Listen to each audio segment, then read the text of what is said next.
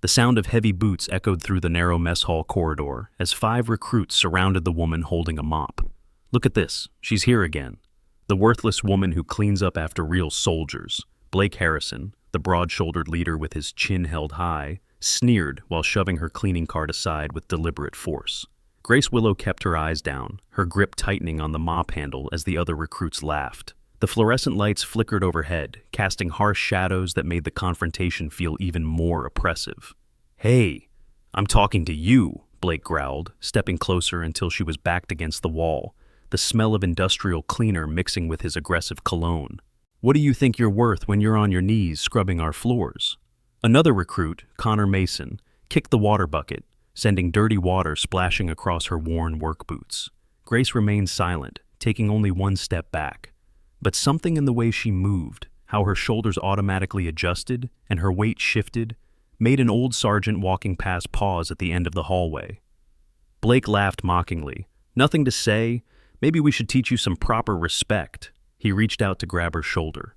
But in the next 20 minutes, everything they thought they knew about this silent woman would shatter completely. The mess hall at Fort Bragg was never truly quiet, even at 7:30 p.m. when most personnel had finished dinner. The clatter of dishes from the kitchen mixed with distant conversations as Grace methodically mopped the floor, her movements precise and economical. She'd been working this job for 6 months now, keeping to herself, speaking only when absolutely necessary. The other staff had learned to work around her silence, some assuming she was shy, others thinking perhaps she had some trauma that made her withdraw. None of them knew the truth. Blake Harrison had been at the base for 3 weeks, part of the latest batch of recruits going through advanced training. At 23, he considered himself elite material, top of his class in basic, fastest mile time, highest scores on the rifle range. His 4 companions shared his arrogance, each one convinced they were destined for special operations. Connor Mason, built like a linebacker, took particular pleasure in making the civilian staff feel small. Mason Gray, despite sharing a first name with Connor, was leaner but twice as mean, known for his cutting remarks. Ryan Fletcher prided himself on his tactical knowledge, constantly spouting military terminology he'd learned from YouTube videos. Oliver Bradley, the youngest at 21, desperately sought approval from the others by matching their cruelty. "You missed a spot," Blake said, deliberately stepping on the freshly mopped floor with his muddy boots, leaving distinct tread marks across the clean tiles. Grace glanced at the mess, then simply moved her mop to clean it again without a word. This seemed to irritate Blake even more. He was used to getting reactions, anger, fear, submission, accompanied by apologies. Her silence felt like defiance. Connor laughed, a harsh sound that bounced off the corridor walls. "Look at her, just taking it. No backbone at all. This is why civilians shouldn't be allowed on military bases. They don't understand strength, discipline, honor." He positioned himself to block her path to the supply closet, forcing her to work around him. "My grandfather was a Marine, fought in Vietnam. He'd be disgusted seeing someone like you here, disrespecting the uniform just by your presence." Grace's hand paused for a fraction of a second on the mop handle, her knuckles showing a particular pattern of old scars that would have meant something to anyone who'd seen real combat. But she continued mopping, working around Connor's boots as if he were just another piece of furniture to navigate. The fluorescent light above them hummed, one tube flickering intermittently, creating a strobe effect that made the scene feel surreal. Before we witness how these arrogant recruits learn the most painful lesson of their military careers, take a moment to share this story with someone who understands that true strength often wears the humblest disguise. Your support helps us continue bringing you these powerful stories of hidden heroes who served in silence. Hit that subscribe button now, because what happens next will completely shatter every assumption about who deserves respect. Mason Gray pulled out his phone, starting to record. "This is going on my story. Check out this pathetic janitor lady. Bet she makes what, minimum wage? Cleaning up after real warriors?" He zoomed in on Grace's face, but she kept it angled away, her brown hair falling forward to obscure her features. There was something about the way she held herself, though, a straightness to her spine despite the submissive posture, a readiness in her stance that seemed incongruous with her current position. "Hey, I asked you a question earlier," Blake pressed, moving closer.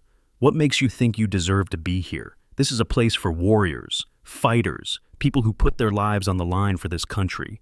You're just... what? Someone who couldn't make it anywhere else? From the kitchen doorway, Lily Anderson watched the scene unfold. She'd been working in the mess hall for 2 years, ever since her husband had died in Afghanistan. She recognized something in Grace that the recruits couldn't see: the controlled breathing, the way she kept her back to a wall, how she always knew exactly where everyone in a room was positioned without seeming to look. Lily had seen that awareness before, in her husband and his teammates when they had come home on leave. Ryan Fletcher decided to show off his supposed tactical knowledge. You know what the problem is? Civilians don't understand the warrior mentality. We are trained to be weapons, to eliminate threats. She's trained to, what? Push a mop? There's no comparison. He picked up Grace's spray bottle, examining it with exaggerated interest. Look at this, standard commercial-grade cleaner. On the battlefield, we use our equipment to save lives. She uses hers to clean up our messes. Grace reached for the spray bottle, her movement fluid and controlled. For just a moment, as her sleeve pulled back, a series of precise scars became visible on her forearm. Not random injuries, but the kind of deliberate marks left by specific types of shrapnel patterns. Ryan didn't notice, too busy enjoying his moment of superiority as he held the bottle just out of her reach. "Give it back to her," a gruff voice commanded from the end of the hallway. Master Sergeant Noah Samuel stood there, his weathered face showing disapproval. He'd been at Fort Bragg for 15 years, had seen 3 tours in Iraq and 2 in Afghanistan. Something about this situation was setting off his instincts. "We're just having some fun, Sergeant," Blake said, his tone suggesting he didn't think the old NCO had any authority over them during off hours. No harm done. Noah's eyes weren't on Blake, though. They were studying Grace, noting details the recruits had missed, the way she had automatically positioned herself with multiple exit routes, how her grip on the mop handle resembled a rifle hold, the small indentation on her shoulder where a rifle stock would rest after thousands of hours of practice. "Fun's over. You boys have somewhere else to be." The base medical scanner in the corner had recorded everything. Advanced medical monitoring systems that track vital signs and stress responses during training exercises. These cutting-edge devices, similar to military-grade health monitors available for civilian use, detected Grace's unusually calm biometrics despite the confrontation, showing a heart rate that barely elevated even under direct threat, something only elite operators can maintain. Oliver Bradley, eager to impress his companions, stepped forward. "Come on, Sergeant. We're not doing anything wrong, just talking to the cleaning lady." He made the title sound like an insult, his voice dripping with barely concealed contempt. Noah's expression hardened. "I said move along." But the recruits didn't budge, their pack mentality making them bold. They had forgotten one of the fundamental rules of military service: respect for the chain of command, even when you thought you were right. Grace finally spoke, her voice quiet but clear. "It's all right, Sergeant Samuel. They're not bothering me." The way she said his name, though, she'd never been introduced to him, had no reason to know who he was unless she'd been paying very careful attention to everything happening on base. This detail wasn't lost on Noah. He filed it away, his suspicion growing. "You sure about that?" She nodded, returning to her mopping, but as she moved, Noah caught a glimpse of something else. The way she favored her left leg slightly, consistent with an old injury, possibly from an IED blast. He'd seen that same gait in too many veterans to mistake it for anything else. Blake, emboldened by what he saw as Grace's submission, decided to escalate. "See? She knows her place. That's the difference between warriors and civilians. We command respect. They give it." He moved closer to Grace again, invading her personal space. "Isn't that right?" Grace's eyes flickered up for just a moment, and in that brief instant, Blake saw something that made him involuntarily step back. It wasn't fear or anger, it was assessment, the kind of cold calculation he had only seen in the eyes of the Special Forces instructors during his training. But the moment passed so quickly he convinced himself he'd imagined it. "You boys think you're warriors?" Noah asked, his voice carrying a weight of experience that made the recruits uncomfortable. "You've been here 3 weeks. You haven't earned the right to call yourself that yet." Connor bristled at this. "We've completed basic. We're in advanced training. We've proven ourselves." "You've proven you can follow orders and meet minimum standards," Noah corrected. "That doesn't make you warriors, and it sure doesn't give you the right to harass civilian personnel." The tension in the corridor was palpable now. Other staff members had begun to notice, peering out from doorways. Captain Ashley Parker appeared from the administrative office, her crisp uniform a stark contrast to the recruits' off-duty attire. What's going on here? Nothing, ma'am, Blake said quickly, snapping to attention. Just a misunderstanding. Ashley looked at Grace, who had returned to her work as if nothing had happened. Ms. Willow, are these recruits bothering you? Grace shook her head without looking up. No, ma'am. Just doing my job. Ashley's eyes narrowed slightly. She had processed Grace's employment paperwork 6 months ago, had noticed the gaps in her history, the vague references, the fact that her emergency contact was listed as N.A., but the background check had come back clean. Too clean, actually, which in itself was unusual. Recruits, return to your barracks, Ashley ordered. Now. Reluctantly, the 5 young men began to move away, but Blake couldn't resist one last comment. We'll see you around, janitor. This base is small. After they left, Noah approached Grace. You okay? She nodded, wringing out her mop with hands that showed no tremor, despite what had just happened. Thank you for stepping in.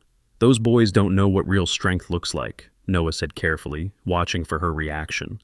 Sometimes the strongest people are the ones who choose not to fight. Grace's lips twitched in what might have been a smile. Sometimes they are. She paused, then added, Sergeant Samuel, how did you know my name? I don't think we've been introduced. I pay attention, she said simply, returning to her work. Noah watched her for another moment, then made a decision.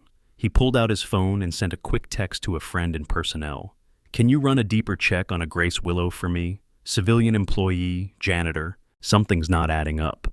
As Grace continued mopping, she was aware of Noah's scrutiny, just as she was aware of everything else happening around her. The kitchen staff preparing for the next day's breakfast, the sound of helicopters in the distance running night training exercises, the security cameras positioned at strategic points throughout the building. She'd chosen this job specifically because it made her invisible, allowed her to disappear into the background after everything that had happened. But invisibility was becoming harder to maintain.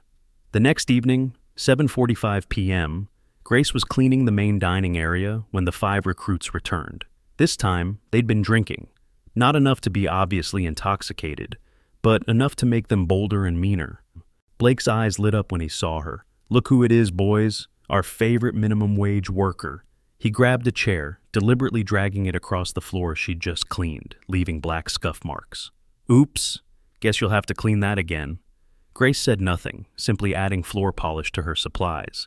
But Mason Gray noticed something as she reached up to a high shelf. The way her shirt pulled revealed part of a tattoo on her shoulder blade. It looked like part of an eagle, but not just any eagle. It had a specific style he couldn't quite place.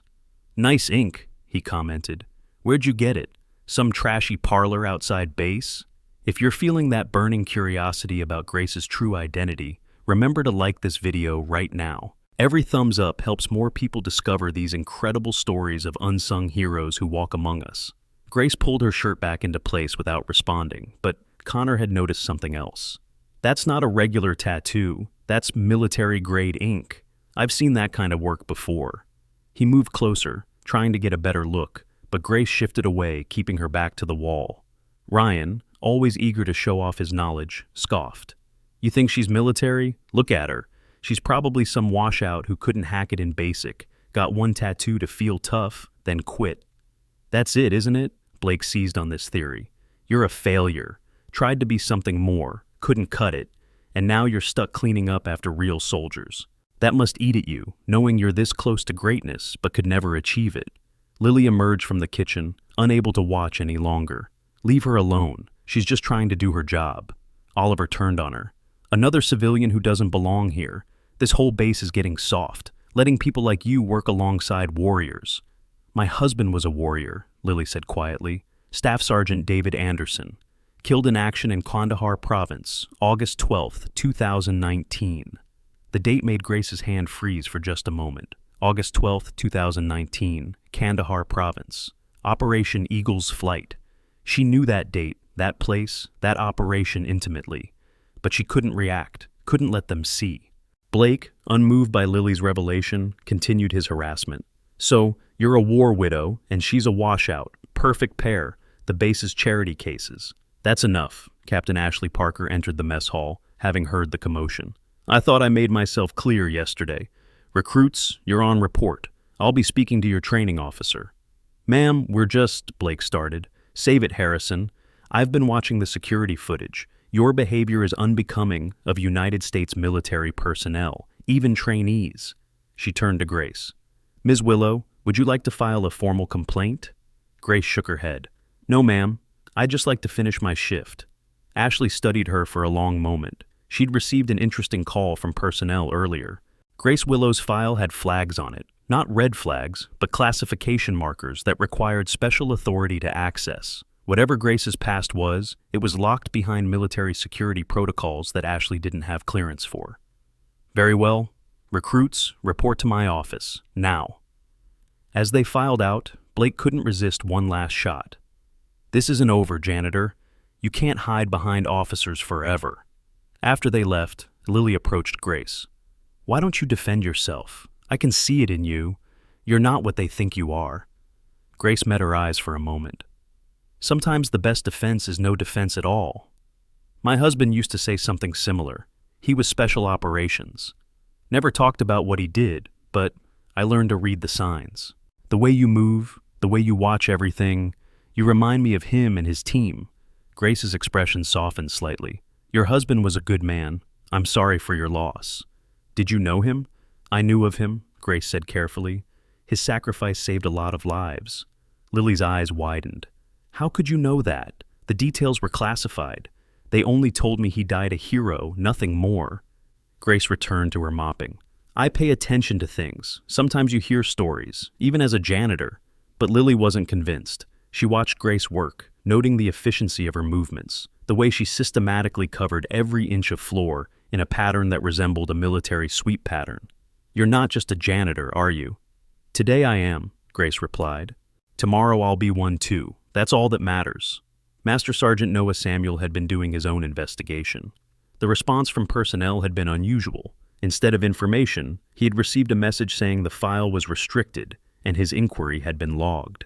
In 15 years of service, he had only seen that happen a handful of times, always with operators from special units whose identities were protected.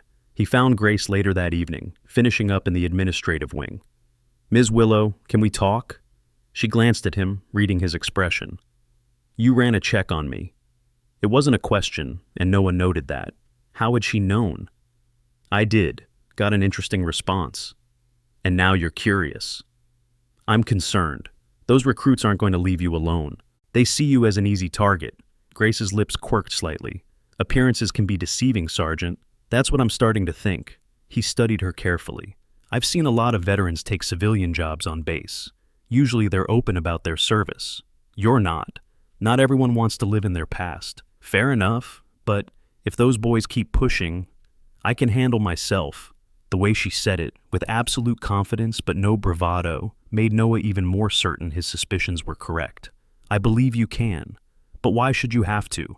Let me talk to their CO, get them transferred to different duty hours. That won't solve anything. There will always be more like them. Young, arrogant, thinking the uniform makes them superior to everyone else." She paused, considering her words. "They'll learn, one way or another, that respect isn't about what job you do or what you wear. It's about who you are when everything else is stripped away." Noah nodded slowly. "Speaking from experience?" "Just observations from a janitor who pays attention." He left her to finish her work, but made a mental note to keep an eye on the situation. Something was going to give, and when it did, he had a feeling everyone would be surprised by the outcome. The third night started differently. Grace arrived for her shift to find the recruits already in the mess hall, supposedly doing a late training review, but clearly waiting for her. They'd positioned themselves strategically, blocking her access to the supply closet and creating a gauntlet she'd have to pass through. "Evening, janitor," Blake called out cheerfully, but his eyes were cold. "Ready for another productive night of menial labor?"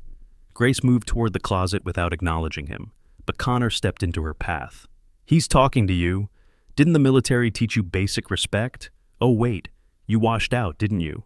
"I need to get my supplies," Grace said evenly. "Say please," Mason demanded, "and maybe tell us what really happened. Why couldn't you make it? Too weak? Too slow? Too scared?" Ryan had been doing research on his phone. "You know what I think? I think she never even made it to basic. Probably failed the entrance exam. That tattoo? Probably got it to impress people, make them think she's tougher than she is." Oliver laughed. "That's pathetic. Stolen valor, basically." The term made Grace's jaw tighten. Stolen valor was one of the worst accusations in military culture, pretending to have served when you hadn't, claiming honors you didn't earn. She'd seen real cases of it, people wearing uniforms they hadn't earned, claiming experiences that belonged to others, sometimes even her own experiences. "I've never claimed to be anything other than what I am," she said quietly. "Which is nothing," Blake concluded, "a nobody cleaning up after somebody's."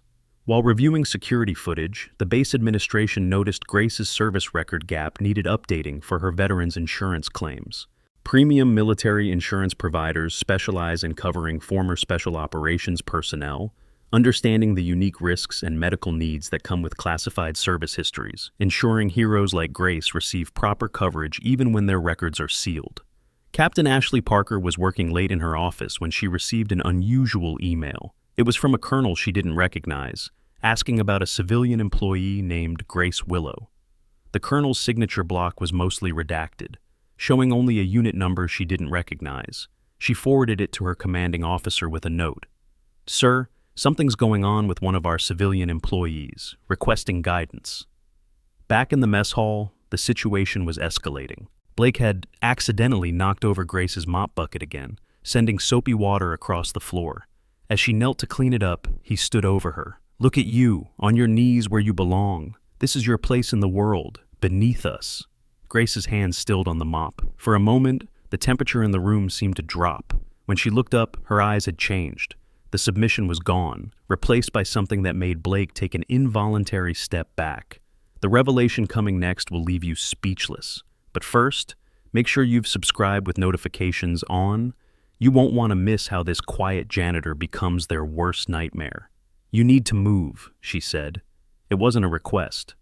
"Or what?" Connor challenged, but even he heard something different in her voice. Grace stood slowly, her posture changing subtly. Where before she'd seemed small, trying to take up as little space as possible, now she seemed to fill the room. "Or I'll move you." The recruits laughed, but it sounded forced. Something fundamental had shifted in the dynamic, and they could all feel it even if they didn't understand it. "You're threatening us?" Ryan asked incredulously. "You, a janitor, against 5 trained soldiers?" "You're not soldiers yet," Grace corrected. "You're trainees, and you're about to learn the difference." Blake's temper flared. "You think you're tough? Fine. Show us what you've got, washout." He reached out to shove her, a simple aggressive push meant to knock her back, establish dominance. But Grace wasn't there when his hands arrived. She'd shifted slightly, just enough that he stumbled forward, off balance. As he tried to recover, she tapped the back of his knee with her foot. Barely a touch, but in exactly the right spot to cause his leg to buckle. Blake went down to one knee, shocked more than hurt. The other recruit started forward, but Grace held up a hand. "Think very carefully about your next move." Connor was the first to react, lunging forward with the aggressive confidence of someone who'd never faced real opposition. Grace sidestepped smoothly, using his momentum against him with a subtle redirect that sent him crashing into the tables. The sound of his impact echoed through the mess hall, and suddenly the very air seemed to change. This wasn't the fumbling of an untrained civilian. This was precision, control, the kind of movement that took years to perfect. "What the hell?" Mason breathed, his earlier bravado evaporating as he watched Connor struggle to get up, winded and confused. Grace stood perfectly still in the center of the room, her breathing unchanged, her stance balanced and ready. "I asked you to think carefully," she said quietly. "I meant it." Ryan, trying to process what he'd just seen, fell back on his supposed tactical knowledge. That was close quarters combat. Advanced CQC. Where did you learn that? "Does it matter?" Grace asked, unvertagt. "You've already decided who I am. A washout. A failure. Nothing." Oliver helped Blake to his feet, both of them now regarding Grace with a mixture of confusion and growing anger. Being shown up by someone they'd dismissed as worthless was more than their egos could handle. "Lucky moves," Blake spat. "You caught us off guard. Won't happen again." From the doorway, a new voice spoke. "Stand down, recruits." Colonel Ethan Archer stood there, and his presence immediately commanded attention. Not just because of his rank, there was something about him that radiated authority earned in real combat, not just training exercises. His eyes moved from the recruits to Grace, and something flickered across his face. Recognition, perhaps mixed with disbelief. "Colonel, sir," Blake started, snapping to attention. This civilian employee attacked us. I saw the whole thing, Harrison, Archer cut him off, through the security monitor in my office. You five have been harassing Ms. Willow for 3 days. She defended herself with remarkable restraint. The colonel stepped into the room, his gaze never leaving Grace. In fact, I'd say she used about 5% of her actual capability. Wouldn't you agree, Ms. Willow? Grace met his eyes steadily. I'm just a janitor, Colonel. Are you? He moved closer, studying her face. You look familiar. Have we met before? I don't believe so, sir. But Archer wasn't convinced. Something about her eyes, the way she held herself, triggered a memory. A briefing room in Afghanistan 5 years ago. A mission that officially never happened. A team of operators so elite they were known only by call signs, their real names classified beyond his clearance level. Recruits, you're dismissed, he ordered, without looking at them. Report to your barracks and wait for further instructions. But sir, Blake protested, that's an order, Harrison. The 5 young men filed out reluctantly, throwing confused and angry glances back at Grace. When they were gone, Archer circled her slowly, like a detective examining evidence. Kandahar Province, August 2019, he said suddenly. Operation Eagle's Flight. 3 squads pinned down by insurgent fire. Air support was 20 minutes out. Then something impossible happened. A single operator, call sign Ghost 7, flanked the enemy position alone. Took out 17 hostiles in 4 minutes. Saved 38 lives. Grace remained silent, but her stillness was telling. The after-action report was so classified I only saw it because I was wounded in that operation, Archer continued. I never learned Ghost 7's real name. The operator was extracted before I regained consciousness, but I remember the medic saying something, that Ghost 7 had distinctive scarring on the left forearm from an IED in Fallujah. Almost involuntarily, Grace's hand moved toward her left forearm, then stopped. That tiny gesture was all the confirmation Archer needed. My God, he breathed. You're Ghost 7. You're SEAL Team 6. The words hung in the air like an explosion. Master Sergeant Noah Samuel, who had been approaching to check on the disturbance, froze in the doorway. Lily, who had come from the kitchen, gasped audibly. Grace's shoulders sagged slightly, the weight of her exposed secret visible for just a moment. That was a long time ago, Colonel. It was 5 years ago, Archer corrected. What are you doing here? Why are you... He gestured at her janitor's uniform, unable to complete the sentence. Everyone needs a job, Grace said simply, but you're a legend. The things you did, the operations you completed, why are you mopping floors? Before Grace could answer, Noah spoke from the doorway. Sometimes the best warriors are the ones who choose not to fight anymore. Archer turned to him. You knew? I suspected. The way she moves, her situational awareness, the classified file. I've seen enough operators to recognize one, even in hiding. This is insane, Archer said, running a hand through his hair. Do you have any idea who those recruits were harassing? Ghost 7 completed more successful operations than any other operator in SEAL history. The Navy Cross, the Silver Star, 2 Bronze Stars. All of which I returned, Grace interrupted quietly. That stopped Archer cold. You returned your decorations? Why? Grace was saved from answering by the return of the recruits. They hadn't gone to their barracks as ordered. They had been listening from the hallway, and Blake's face was flushed with disbelief and rage. This is complete garbage, he declared, storming back in. There's no way she's special forces. It's some kind of trick, stolen valor, like we said. Connor nodded vigorously. She's probably got fake documents or something. There's no way a woman was in SEAL Team 6. Women weren't even allowed in the SEALs until recently, Ryan added, his Wikipedia knowledge finally failing him at the worst possible moment. Mason sneered. This is just some elaborate lie to make us look bad. Oliver, the youngest, seemed less certain, but followed his friend's lead. Yeah, prove it. If she's really this Ghost 7 person, prove it. Archer's face darkened with anger at their insubordination, but Grace held up a hand. It's all right, Colonel. They want proof?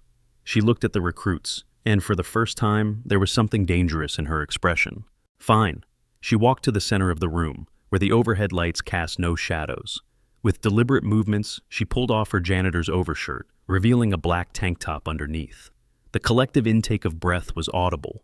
Her arms were a roadmap of combat, scars from bullets, knives, shrapnel. Each one told a story of survival against impossible odds. But it was her back that made even the skeptics freeze. As she turned, they could see the full tattoo, not just an eagle, but the seal trident, and beneath it, inked in precise military font, Team 6, Ghost 7, and below that, coordinates 33.0581 DGN, 66.8697 DE, the location in Afghanistan where her entire unit had been killed, except for her. Jesus Christ, Oliver whispered, then caught himself. I mean, holy cow. But Grace wasn't done. From her pocket, she pulled out something she'd carried every day for 5 years but never shown anyone, her challenge coin. Not just any challenge coin, but one with a design none of them had ever seen, marked with classification stamps and a serial number that would mean nothing to them but everything to Archer. The colonel took it with trembling hands, examining it under the light. This is from Admiral Patricia Chen herself. These are only given to... He trailed off, looking at Grace with new understanding. Operation Neptune Spear. You were there. You were part of the Bin Laden raid. The silence in the room was deafening. Even Blake, for all his arrogance, knew what Operation Neptune Spear was. Every American did. It was the most famous special operations mission in modern history. That's impossible, Blake said, but his voice was weak now, uncertain. They said it was all male operators. They said a lot of things, Grace replied. Most of them were misdirection. The truth about who was really there, what really happened, remains classified. Noah had pulled out his phone, typing rapidly.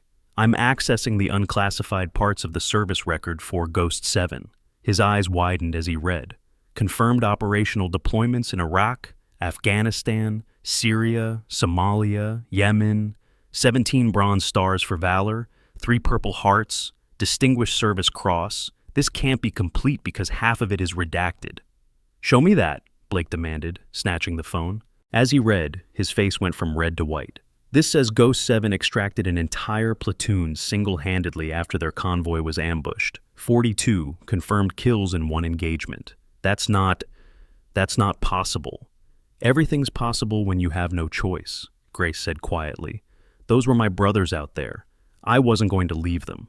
The JAG officer reviewing the incident recommended all involved complete additional training through specialized military law education programs.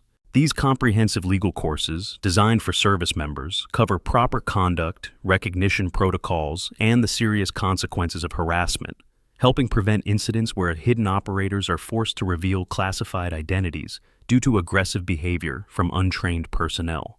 Lily had been quiet throughout the revelation, but now she stepped forward. August 12th, 2019, Kandahar Province. You said you knew of my husband. Grace turned to her, and her expression softened. I knew him. David Anderson was a good man, a brave soldier. He was more than that, wasn't he? Lily pressed. The way you said it before. You were there. Grace nodded slowly. I was overwatch for his unit. When they were ambushed, you're the one, Lily's voice broke. You're the sniper who held off the attackers until the medevac arrived. They told me someone stayed behind, kept firing even after being wounded, to make sure David and the others got out. He talked about you constantly, Grace said gently. Showed everyone pictures. He was 2 weeks from coming home. Tears streamed down Lily's face. He died on the helicopter, but the others, the 7 who survived, they lived because of you. I was just doing my job. Stop saying that. The outburst came from an unexpected source, Blake. He was staring at Grace with a mixture of horror and dawning realization. You're not just some operator. You're her, the ghost sniper, the one they tell stories about but say doesn't really exist. Connor had pulled out his own phone, searching frantically. Here, look at this. It's a Reddit thread from veterans. They talk about a female operator, identity unknown, who completed impossible missions. They call her the Ghost. Says here she once held a position alone for 72 hours against waves of enemy fighters. 96 hours, Grace corrected absently, then caught herself. Ryan's tactical knowledge finally became useful. Wait, if you're really Ghost 7, then you were part of Operation Silent Thunder in Syria, the one where a 6-person team took out an entire terrorist cell of over 200 fighters. We were lucky, Grace said. Lucky? Archer laughed, but there was no humor in it. You call losing 5 teammates lucky? The temperature in the room seemed to drop. Grace's expression went completely blank. They completed the mission. That made it successful. And you were the only survivor, Archer said softly. That's why you left, isn't it? Survivor's guilt. Grace didn't answer, but she didn't need to. The pain in her eyes was answer enough. Mason, who had been silent, finally spoke. So, you just gave up? Quit? Became a janitor? She didn't quit, Noah interjected sharply. She chose to serve in a different way. Do you have any idea how many veterans work civilian jobs on military bases? They can't let go of the service, but they can't bear the weight of combat anymore. But she's... Oliver struggled to find words. She's like Captain America or something. She's human, Archer corrected. That's what makes her remarkable. And what makes your behavior over the past 3 days absolutely unforgivable.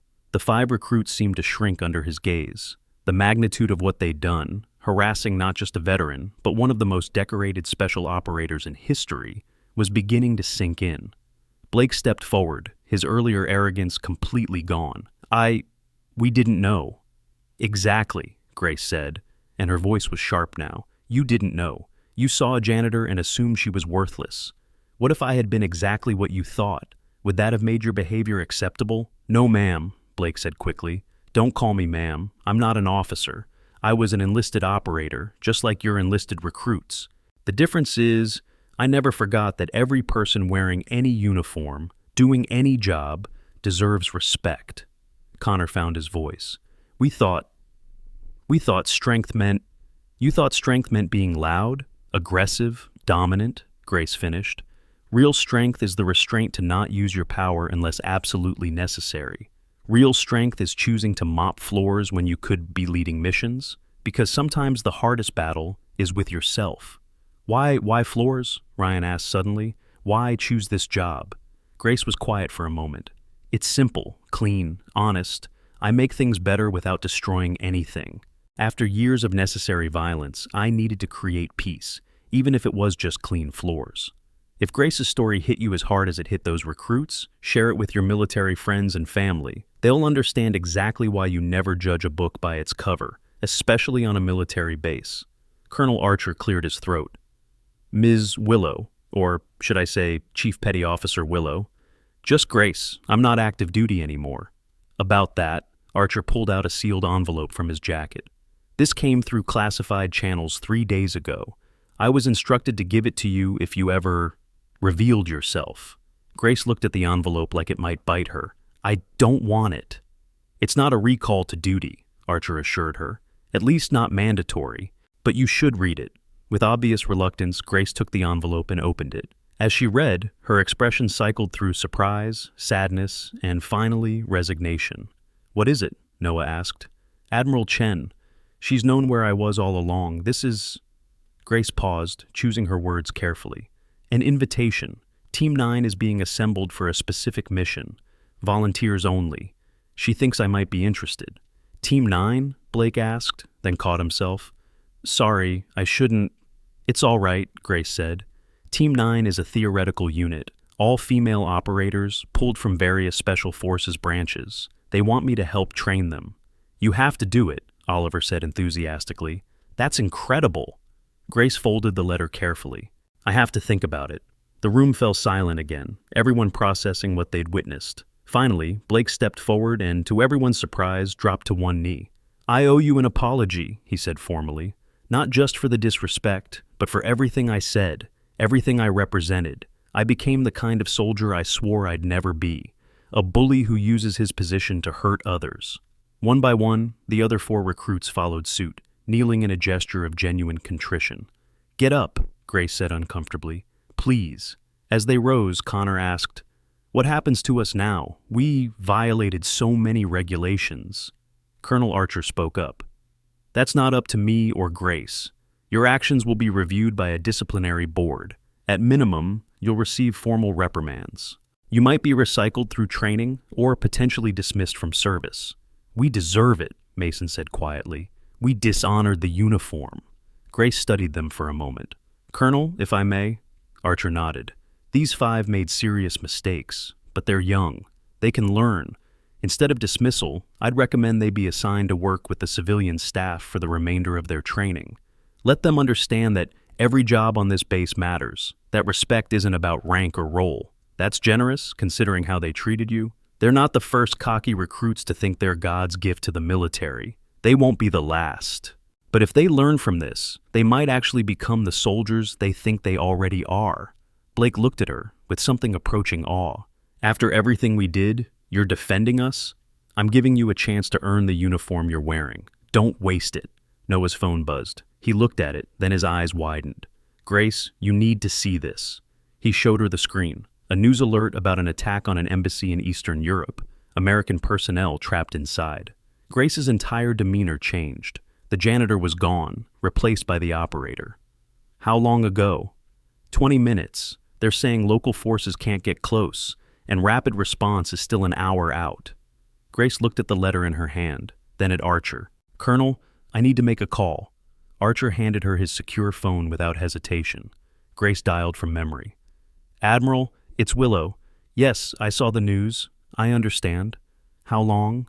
Roger that. She hung up and turned to the room. I need to go. You're going back? Lily asked. Just this once. There's a team in trouble, and I'm the closest asset with the necessary skills. Blake stepped forward. Can we help? Grace almost smiled. You want to help? Become the soldiers you claim to be. Learn that service isn't about glory or recognition. It's about the person next to you, the mission in front of you, and the people you protect who will never know your name. She grabbed her janitor's overshirt and pulled it back on. Colonel, can you arrange transport? Already on it, Archer was on his phone. Helicopter will be here in 10 minutes. As Grace prepared to leave, she paused in front of the 5 recruits. You asked for proof of who I am. Here's the real proof. I'm someone who serves. Whether it's mopping floors or conducting operations, service is service. Remember that. She turned to Lily. Your husband saved 3 men before he was hit. He died a hero, but more importantly, he lived as a good man. That's what really matters. Lily hugged her suddenly, catching Grace off guard. Thank you for being there, for trying. Grace awkwardly returned the hug, then pulled away. I need equipment. Armory's open to you, Archer said. Whatever you need. As Grace headed for the door, Blake called out, Will you come back? She paused. Maybe. I still have floors to clean. That's not what I meant, Grace turned back. I know what you meant. The truth is I don't know. For 5 years, I've been hiding from what I was. Maybe it's time to stop hiding. The sound of approaching helicopters filled the air. Grace looked up through the window, and for the first time, the recruits saw her smile. A real smile, small but genuine. You know what? Admiral Chen was right. I've been dead long enough. Time to be ghost. But you get them in one more time. As she left, Noah turned to the recruits. You just witnessed something extraordinary. Not the revelation of her identity, but the choice to serve again despite everything she's lost. Ryan, still processing everything, asked, How does someone go from being one of the deadliest operators in history to mopping floors? By choosing healing over hatred, Noah replied. She could have killed all 5 of you in seconds when you cornered her. Instead, she chose restraint. That's not weakness. That's the ultimate strength. Oliver pulled up something on his phone. Look at this. I found an old mission report that was partially declassified. Ghost 7's team was ambushed because of bad intelligence. She blamed herself for not seeing it coming, even though the investigation cleared her completely. So, she punished herself by becoming a janitor? Connor asked. She found peace in simple service, Lily corrected, until you 5 forced her to reveal herself. The weight of that settled on them. Their harassment hadn't just been wrong, it had forced someone trying to heal from trauma, back into a world she'd tried to leave behind. Colonel Archer returned from making arrangements. The helicopter's here, Grace is gearing up. He looked at the recruits. You'll report to me at 0600 hours tomorrow. Your punishment will be decided then. Sir, Blake said, could we watch her leave to show support? Archer considered. Very well, but maintain respectful distance. They moved outside where a black helicopter sat on the landing pad, rotors spinning. Grace emerged from the armory, and the transformation was complete. Gone was the quiet janitor. In her place stood an operator, tactical gear, weapons, the bearing of someone who'd done this 100 times before. She paused when she saw them watching. For a moment, they just looked at each other across the distance. Then, slowly, Blake raised his hand in a salute. The others followed suit. Grace returned the salute crisply, then boarded the helicopter. As it lifted off, Blake said quietly, "We're idiots." "Complete idiots," Connor agreed. "We had a genuine hero in front of us, and we treated her like garbage," Mason added.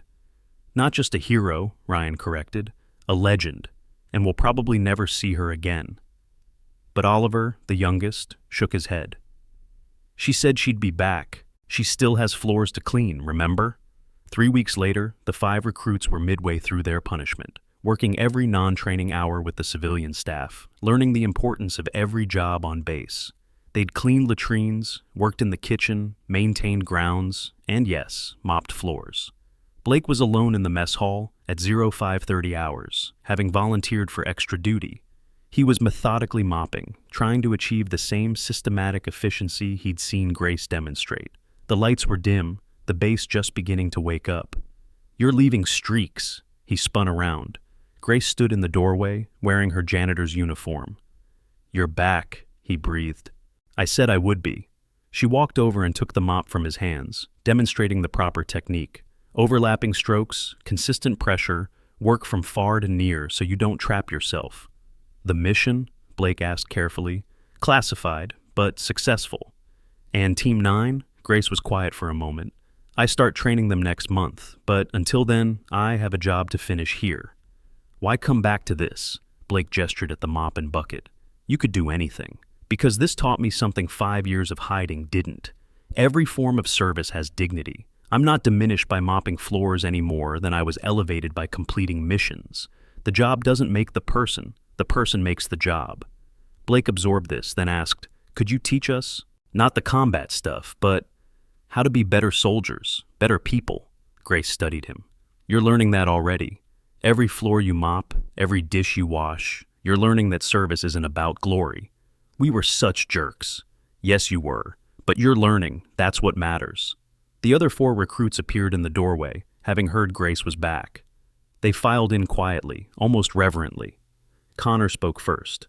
"We've been studying your operations. What's declassified anyway? The things you did. How are you so normal?" Grace laughed, surprising them. "Normal? I hide in janitor work because I can't handle crowds. I have nightmares most nights. I can't watch fireworks because they sound too much like incoming fire. I'm far from normal." "But you're here," Mason said. "You came back. Because running from yourself doesn't work. I tried for 5 years.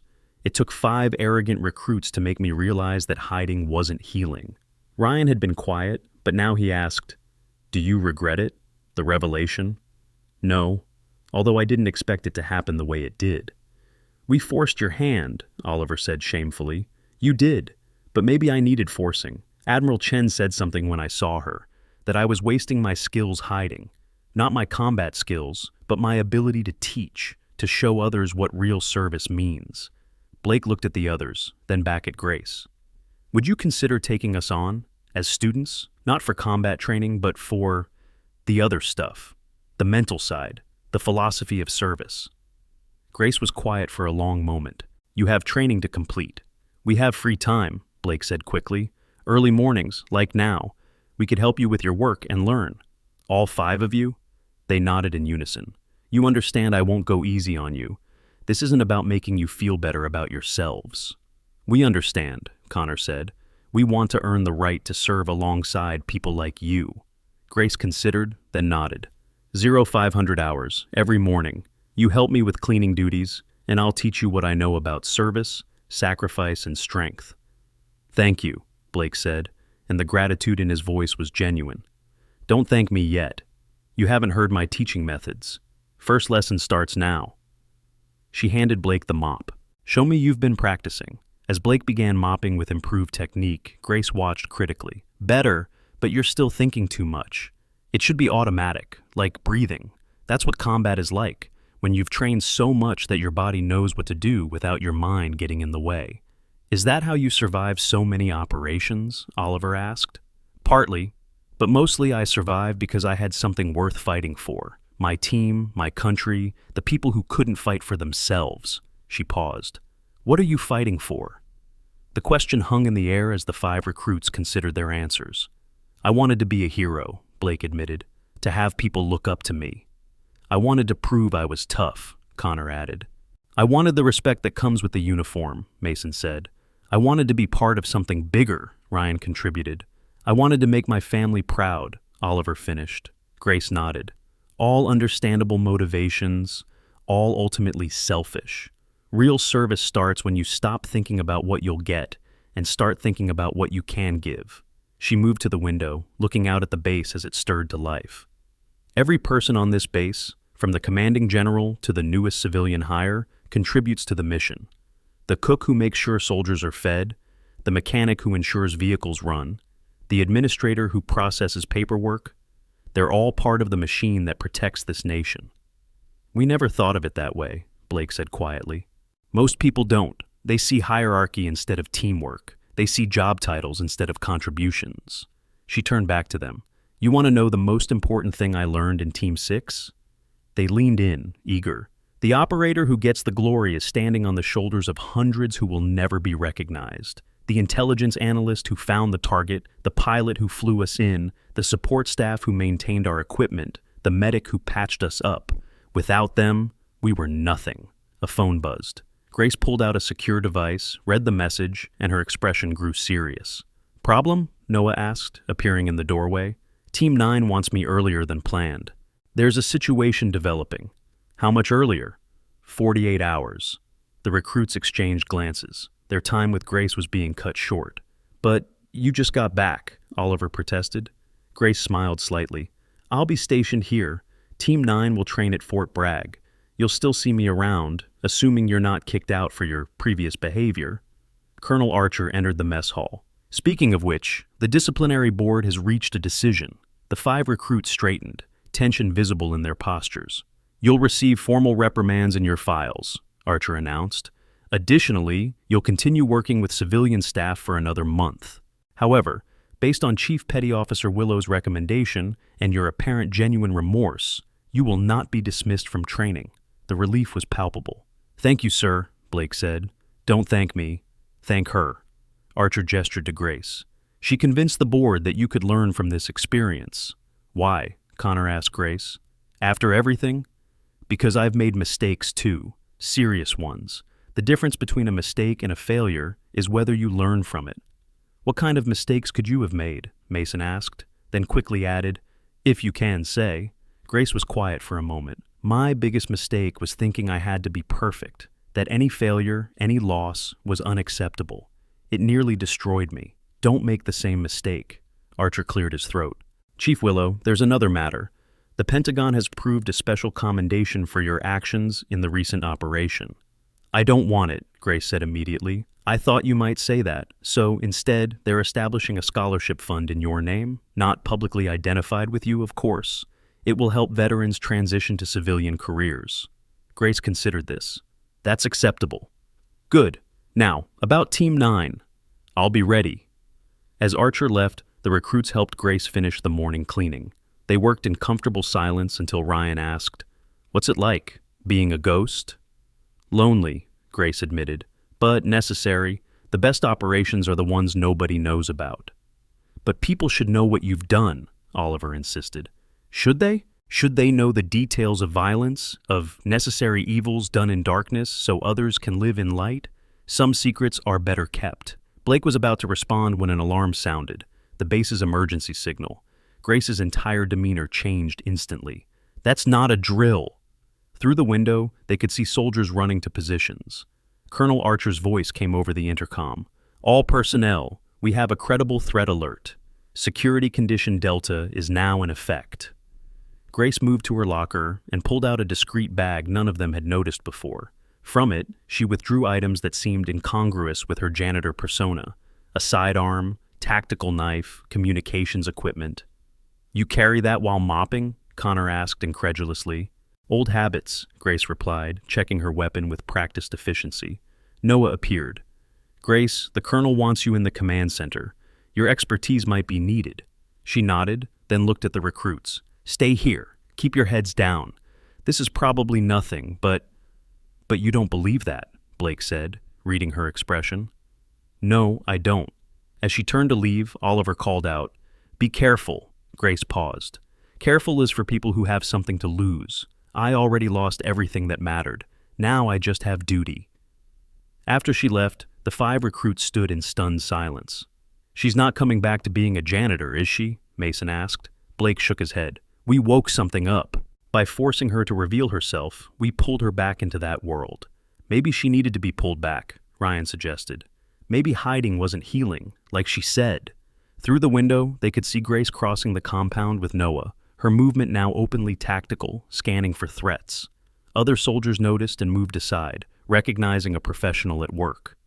2 hours later, the all-clear sounded. The recruits had stayed in the mess hall, cleaning and waiting.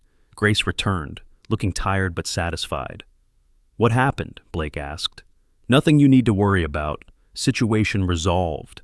But Connor noticed blood on her sleeve. You're hurt. Grace glanced at it dismissively. Scratch. Nothing serious. You resolved the situation, didn't you? Noah said, entering behind her. Single-handedly, again. I had help. You had backup. There's a difference. The recruits looked between them, understanding dawning. There was an intrusion, Blake said. Someone tried to breach the base. Grace neither confirmed nor denied, but her silence was telling. And you stopped them, Oliver added. The base security stopped them. I just assisted. Noah snorted. She's being modest. 3 intruders, all neutralized without firing a shot. It was like watching an artist at work. Noah, Grace warned. They should know who they've been insulting, Noah insisted. This woman has saved more lives than anyone will ever know. Grace's phone buzzed again. She looked at it and sighed. Admiral Chen, Team 9 wants me immediately now. The recent incident accelerated things. So this is goodbye, Blake asked. For now, but I'll be back. This base is my home now, for better or worse. She gathered her few personal items, then paused at the door. Remember what I taught you. Service, sacrifice, strength. But the greatest of these is service. As she walked away, the 5 recruits stood at attention and saluted. This time, they meant it with every fiber of their being. 2 months later, the recruits were completing their advanced training. They'd continued their early morning cleaning duties voluntarily, even after their punishment ended. It had become their meditation, their way of remembering the lessons Grace had taught them.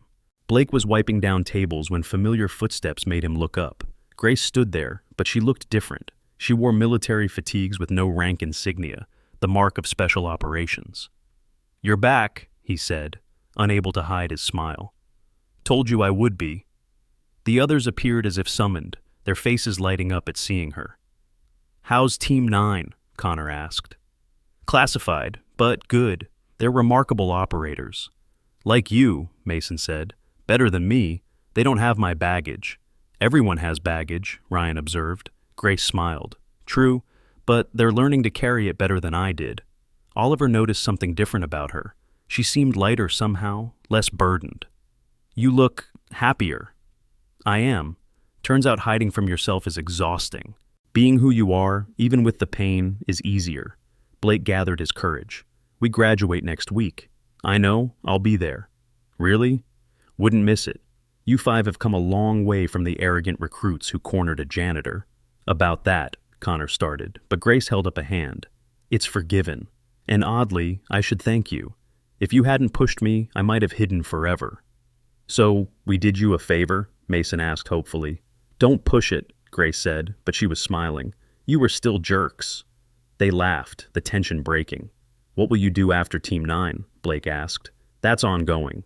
But I've also been asked to develop a training program, teaching operators not just how to fight, but how to come back from fighting, how to reintegrate, how to find peace. Based on your experience? Based on my mistakes, more like. If I can help others avoid the 5 years of hiding I went through, it's worth it.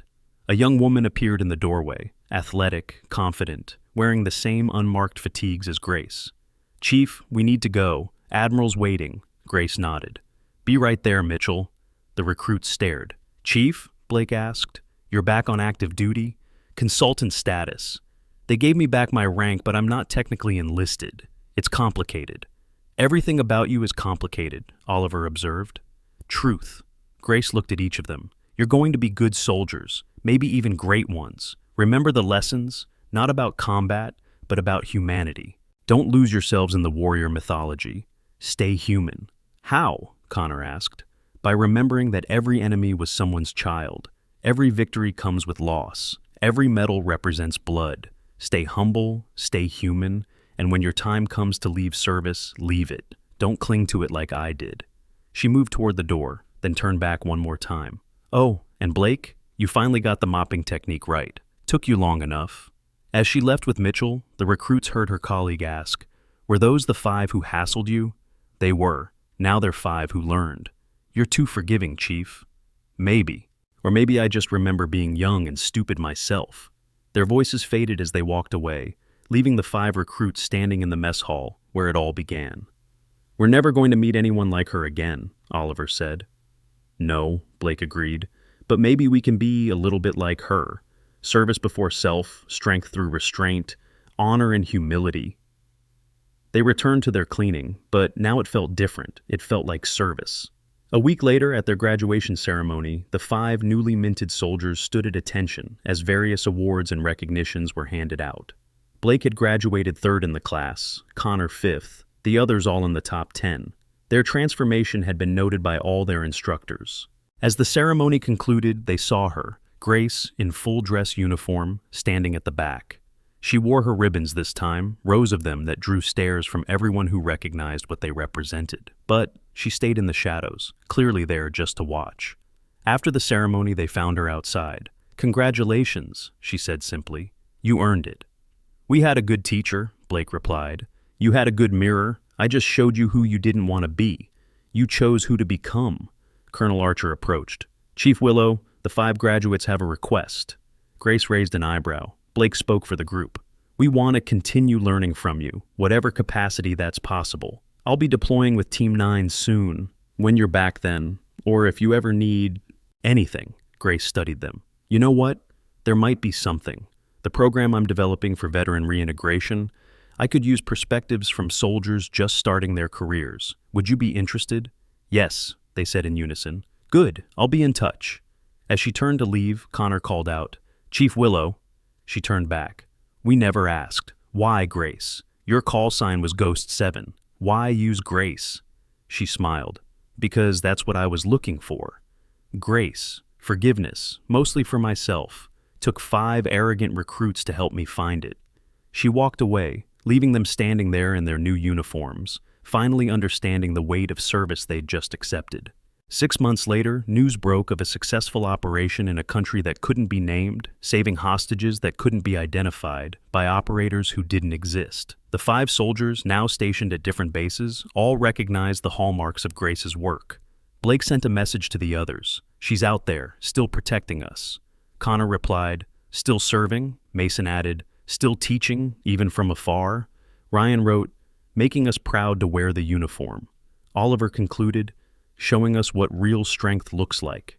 And somewhere in a location that would never be disclosed, Grace Ghost 7 Willow led Team 9 through another successful mission, carrying with her the memory of 5 recruits who'd helped her remember why she served in the first place.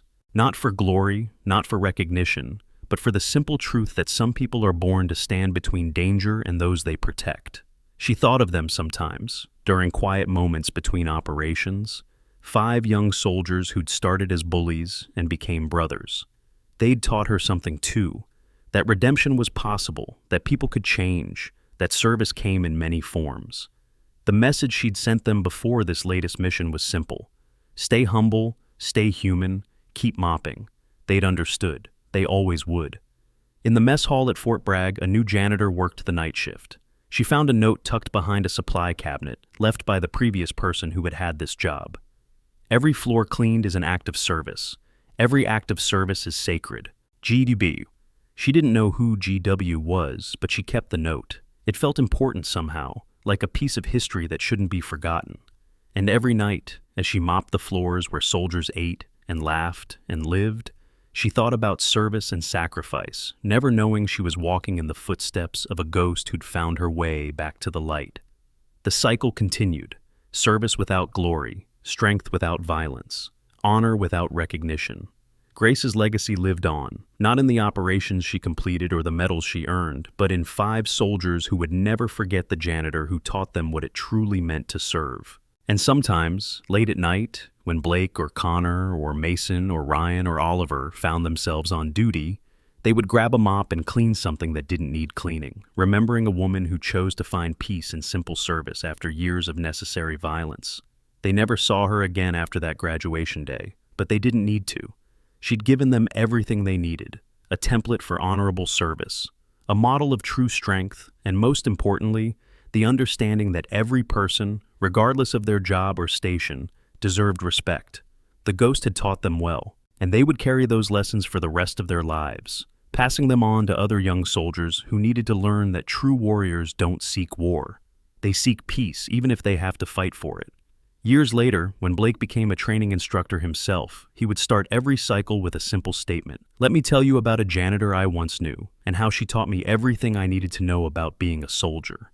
The tradition grew, the legend spread, not of Ghost 7 the operator, but of Grace the janitor who chose service over glory, healing over hatred, and ultimately found her way back to both purpose and peace.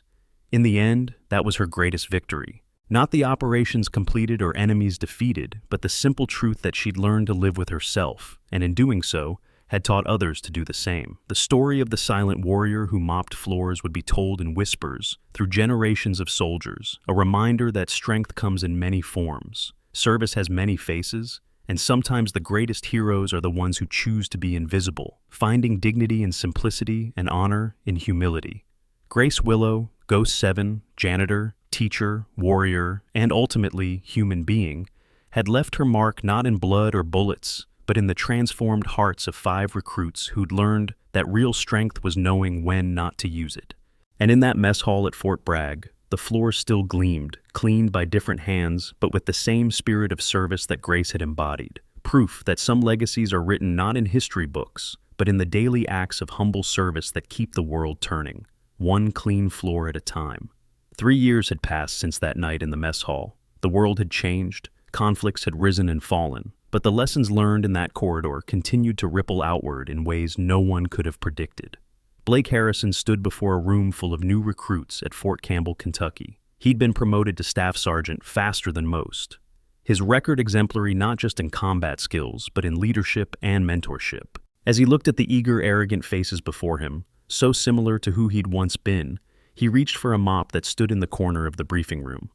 Before we talk about weapons, tactics, or glory, he began, let me tell you about the most important lesson I ever learned. It started with this. He held up the mop, and several recruits snickered. Laugh, Blake said calmly. I did too, right before a janitor taught me what real strength looked like. Meanwhile, 2,000 miles away at Nellis Air Force Base, Connor Mason was leading a joint service training exercise. As a newly promoted Sergeant First Class, he'd become known for his emphasis on respecting every member of the team, from pilots to ground crew. When a young airman complained about having to work alongside civilian contractors, Connor pulled him aside. Let me tell you about someone named Grace Willow, he said. She mopped floors for 6 months while carrying the weight of the more confirmed kills than your entire squadron combined. She chose service over recognition, healing over glory. If she could find honor in pushing a mop, you can find it in working with civilians. The airman started to protest, but Connor's expression stopped him. Every person on this base contributes to the mission.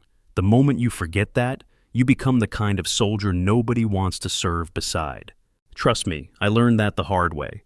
In Syria, at a forward operating base whose location would never be officially acknowledged, Mason Gray crouched next to a young private who was struggling with the moral weight of their mission. The kid had just participated in his first real firefight, and the reality was hitting hard. It doesn't get easier, Mason said quietly, watching the sunrise over the desert, but you learn to carry it. I knew someone once who carried the weight of hundreds of necessary kills. You know what she did to cope? She became a janitor, spent 5 years cleaning floors at Fort Bragg. A janitor? The private asked incredulously. Chief Petty Officer Grace Willow, Ghost 7. Look her up when you get back. Well, try to. Most of her record is classified. But she taught me that sometimes the hardest thing isn't pulling the trigger. It's learning to live with yourself afterward, finding peace in simple things. Service without glory. Mason pulled out a worn challenge coin, one of 5 special ones Grace had quietly left for them after graduation. She gave me this. Said when the weight gets too heavy, remember that even the simplest service has dignity. Some days, that's all that keeps me going. Back in the States, Ryan Fletcher had taken an unexpected path. Instead of pursuing special operations as he'd once dreamed, he'd become an intelligence analyst, using his tactical knowledge in a different way. He sat in a secure facility, poring over satellite imagery and communication intercepts, when his supervisor brought in a new team member. "Fletcher, meet Lieutenant Sarah Kim. She just transferred from Team 9. Ryan's head snapped up. "Team 9? Did you know Chief Willow?" Sarah's eyes widened. "You knew Ghost 7? She taught me everything important about service. How is she?" Sarah's expression grew complicated. "That's classified, but I can tell you she's the reason I'm alive. The reason a lot of us are alive." "That sounds like her," Ryan said softly. "Always saving people, never taking credit." "She mentioned 5 recruits once," Sarah said carefully. "Said they reminded her why she served. Were you one of them?" "We were idiots who harassed a janitor," Ryan admitted. "Turned out she was one of the most decorated operators in SEAL history. She told us that story. Used it to teach us about humility, about not judging based on appearances. Said those 5 recruits became some of the finest soldiers she knew." Ryan felt his throat tighten. "She said that?" "Every word. She also said if we ever met any of you, to tell you to keep mopping, whatever that means." Ryan laughed, wiping his eyes. "It means remember that all service has dignity, that cleaning floors and conducting operations are both forms of serving something greater than yourself." Oliver Bradley, the youngest of the 5, had perhaps traveled the furthest from where he'd started. Now, a sergeant working in veteran affairs at Walter Reed Medical Center, he specialized in helping special operations veterans transition to civilian life. His office wall held no military decorations, just a single framed photo, a mop leaning against a bucket. When wounded warriors asked about it, he'd tell them Grace's story, how one of the most elite operators in history had found peace in janitorial work, how she'd chosen healing over hiding, eventually returning to service not for glory, but to help others. "Recovery isn't about forgetting who you were," he'd tell them. "It's about integrating who you were with who you're becoming. Grace Willow taught me that. She went from Ghost 7 to janitor to instructor, carrying all those identities simultaneously. You can too." One day, a scarred Navy SEAL sat in his office, struggling with the transition. "You don't understand," the SEAL said. "The things I've done, the people I've killed. How do you live with that in the civilian world?" Oliver leaned forward. "What if I told you I knew someone who completed Operation Neptune's Spear, who had more confirmed kills than anyone in SEAL history, and who chose to become a janitor because she needed to create peace instead of destruction?" The SEAL's eyes widened. "You're talking about the Ghost, Ghost 7. That's just a legend."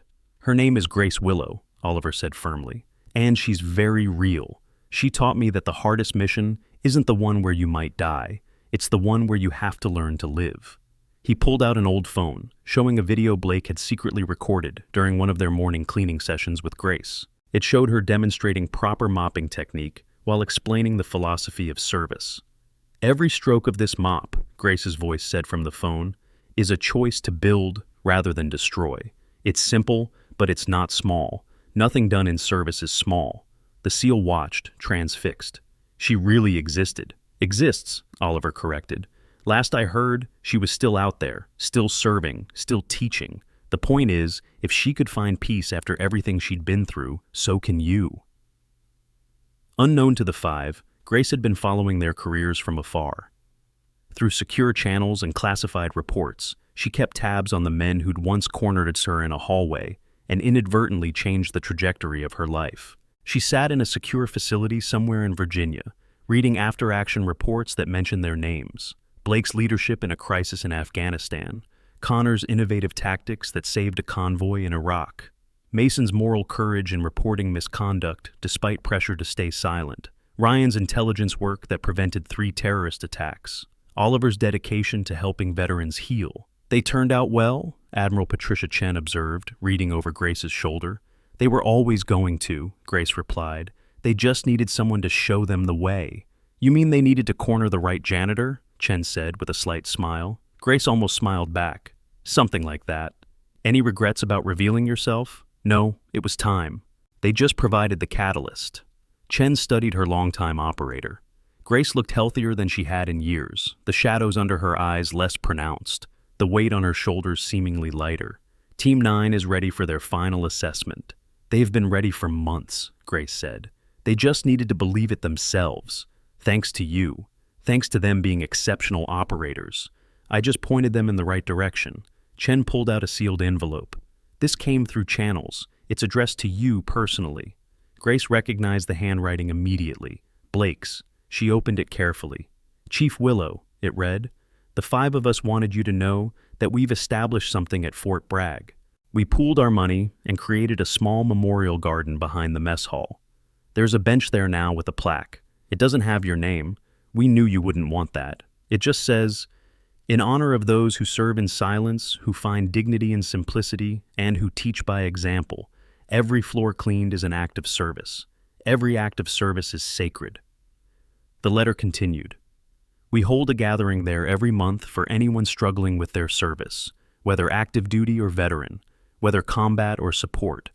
We share your story, not the classified parts, just the important parts.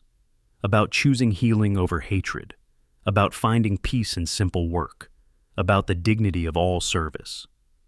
Last month, 40 people came.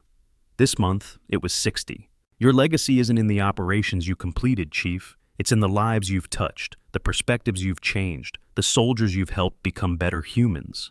We know you can't respond to this. We know you might not even receive it. But we wanted you to know that 5 stupid recruits who once thought strength meant dominance now understand that true strength is knowing when not to fight. Thank you for teaching us that. Keep mopping, Chief. We are. It was signed by all 5 of them. Grace set the letter down carefully, her hands steady despite the emotion in her eyes. They built a memorial garden. For a janitor? Chen asked, though her tone was gentle.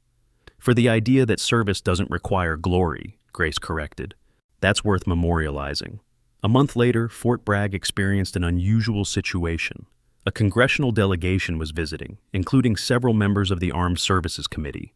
As part of their tour, they were brought to observe a training exercise when one of the senators noticed the small garden behind the mess hall. What's that? Senator Patricia Williams asked Colonel Archer, who was still base commander. It's a memorial garden, Senator, created by some of our soldiers.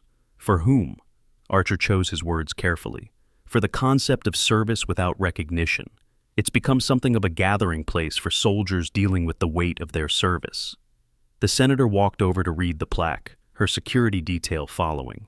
As she stood there, an older maintenance worker approached with cleaning supplies. "Excuse me, ma'am," the worker said. "I need to clean the bench." The senator stepped aside, watching as the man carefully cleaned the memorial. "Do you know the story behind this?" she asked him. The maintenance worker, actually a veteran who'd taken the job after hearing Grace's story, nodded. "Yes, ma'am. It's about someone who showed that all work has dignity if it's done in service to others. Someone who chose healing through humble work instead of hiding in past glory. Sounds like someone worth knowing. From what I hear, she is, wherever she is now." The senator made a note in her phone. Later, she would push for increased funding for veteran reintegration programs, inspired by a memorial to someone she'd never meet.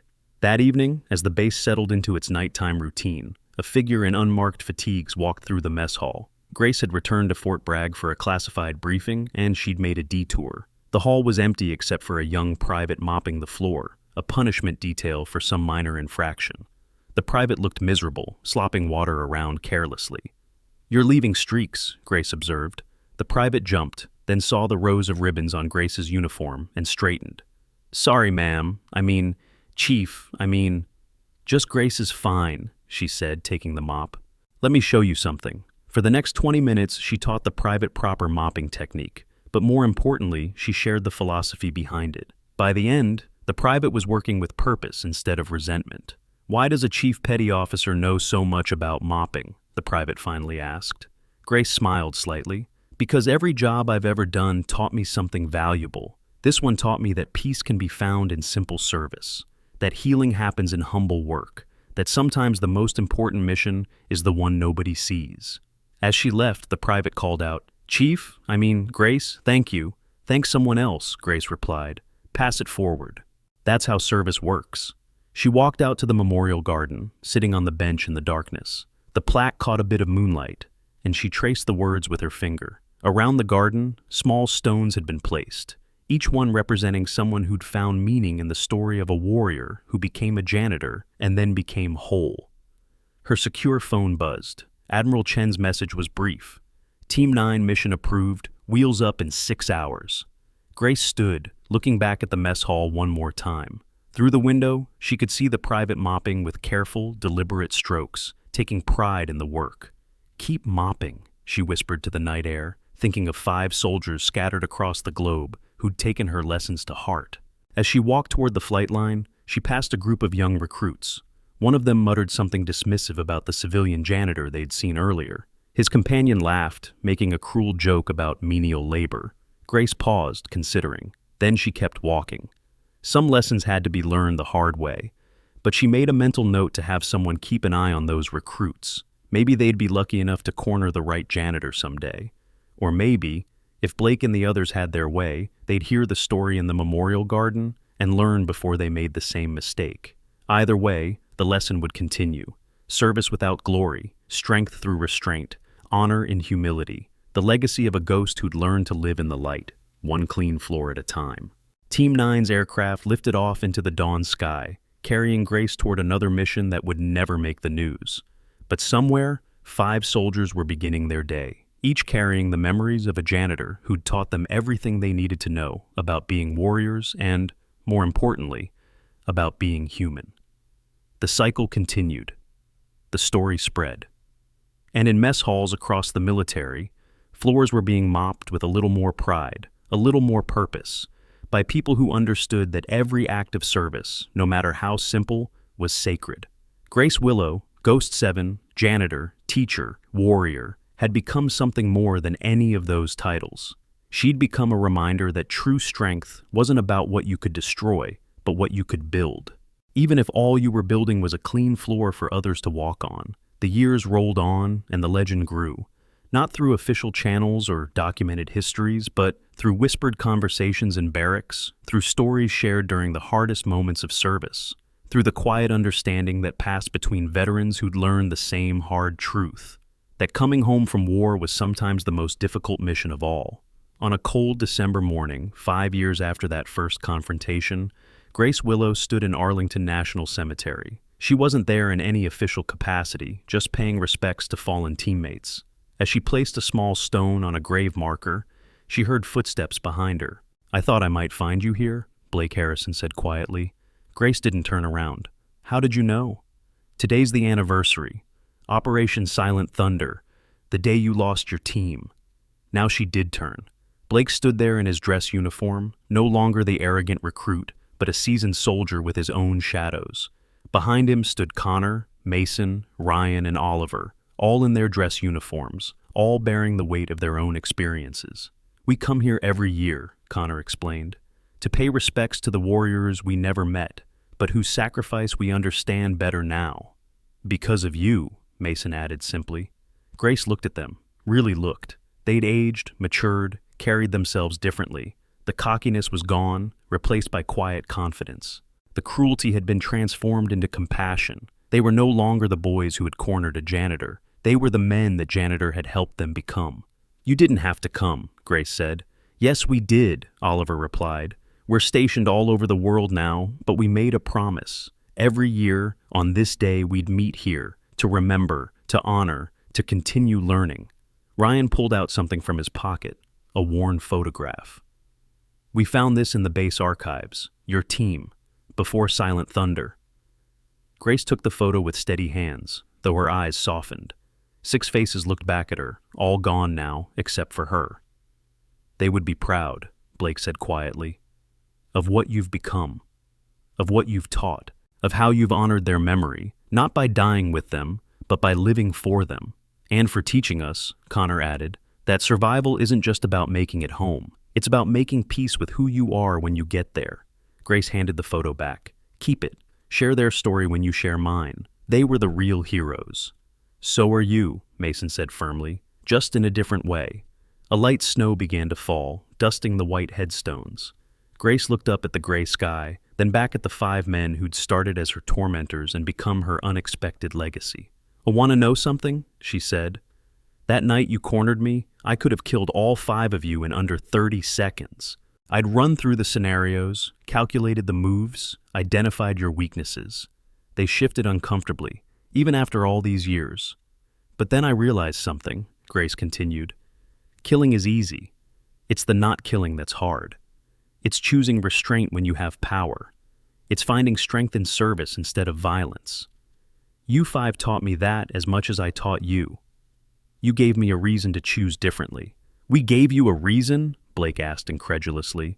You were young, stupid, but not evil. You were exactly what I'd been fighting to protect, even if you didn't deserve it in that moment. If I'd hurt you, I would have become everything I was running from. Instead, you became my path back to who I was meant to be. She pulled out 5 small boxes from her coat.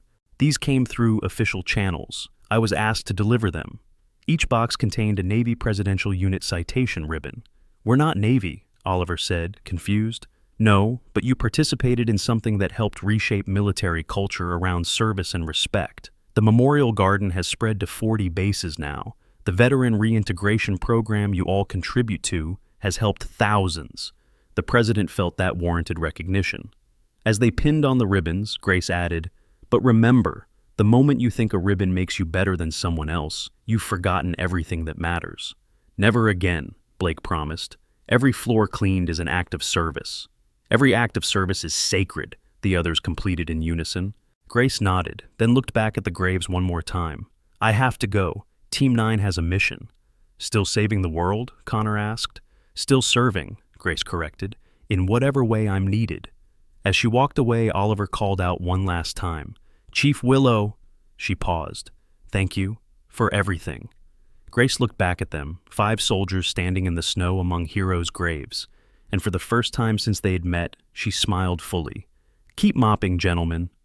And with that, Ghost 7 disappeared into the snowy morning, leaving 5 men who understood that the greatest victories weren't won on battlefields, but in the quiet moments when you chose compassion over cruelty, service over self, and humility over pride. The legend of the janitor who was a ghost would live on, not in official records, but in the hearts of every soldier who learned that true strength came from knowing when not to use it.